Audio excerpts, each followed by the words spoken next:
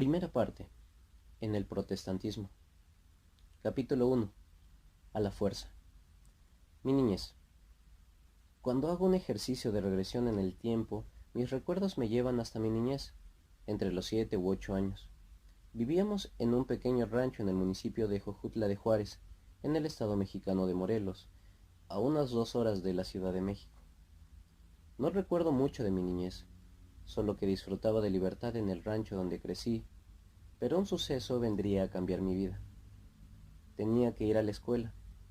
El problema era que en el rancho no había. Así es que, de buenas a primeras, juntó mi mamá la poca ropa que tenía y me enviaron a la ciudad a estudiar. Llegué a vivir con mi abuelita, una mujer muy activa y llena de energía, que me enseñó a trabajar y a ser honrado. Esos eran para ella los valores más importantes, ser trabajador y honrado, y trató de inculcarlos en su nieto. Sorpresivo cambio de rumbo. Así transcurrieron 4 años en que solo veía a mis padres en vacaciones y en Navidad, pero un día se aparecieron en casa de mi abuelita diciendo, venimos por el niño. Y sin más ni menos me llevaron a vivir a una ciudad llamada Tlaquiltenango, a unos 30 minutos de distancia, también en el estado de Morelos. Fue una sorpresa enorme darme cuenta que mis padres ya no eran los mismos. Ahora mi padre hablaba diferente, se la pasaba leyendo la Biblia y recibiendo personas en la casa. Para mí no tenía importancia ese cambio, ya que habían pasado casi 4 años que no los miraba. Mi madre sí que se preocupaba un poco más por mí, pero en forma diferente a muchas mamás.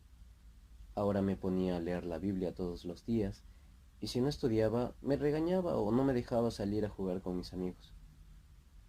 Con el paso del tiempo, los regaños, más que el deseo de jugar con mis amigos, me convirtieron en un estudioso de la Biblia. Vertiginosa etapa de iniciación. Pobre de mí si no quería estudiar o ir al templo, como ellos le llamaban al lugar donde se reunían, porque entonces sí que ardía Troya. Mi padre me castigaba con un cinturón que a veces me marcaba las piernas y la espalda. Solía utilizar expresiones como, la Biblia dice, instruye al niño en su carrera y cuando sea grande no se apartará de ella. Y también como esta, te voy a hacer cristiano a punta de golpes, pero de que te hago, te hago. Así fue como se me instruyó en el uso de la Biblia. Parte del estudio era aprenderme salmos de memoria. Todos los días tenía que aprenderme un texto bíblico, que recitaba a la hora de la comida. Si no sabía un texto nuevo, no podía comer hasta que me lo aprendiera.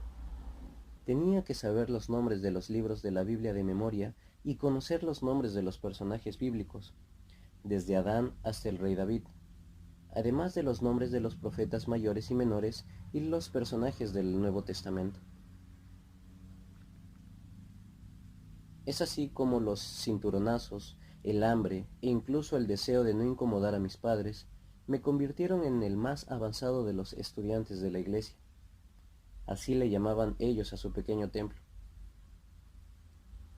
Como el lector ya se habrá dado cuenta, mis padres se habían hecho protestantes, habían abandonado su religión, la herencia que les habían enseñado sus padres.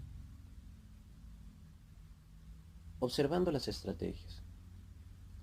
3 días por semana se reunían en su templo. Mi padre era el pastor de ese pequeño lugar, que solo albergaba a unas 15 personas. Todos los días mis padres emprendían actividades, después de mandarnos a la escuela a mis hermanos y a mí.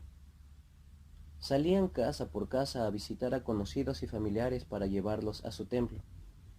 Yo miraba con qué facilidad los convencían diciéndoles que no podían tener imágenes en su casa ni adorarlas, o que María no era virgen después de que nació Jesús, o que los niños no debían de bautizarse pequeños sino hasta que por lo menos tuvieran 14 años.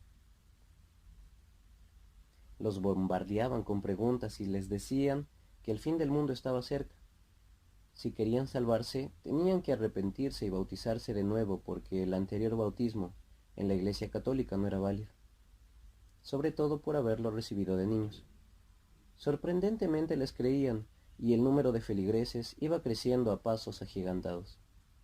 Personas que se decían ser católicas de hueso colorado se convertían incluso catequistas y ministros de la Eucaristía.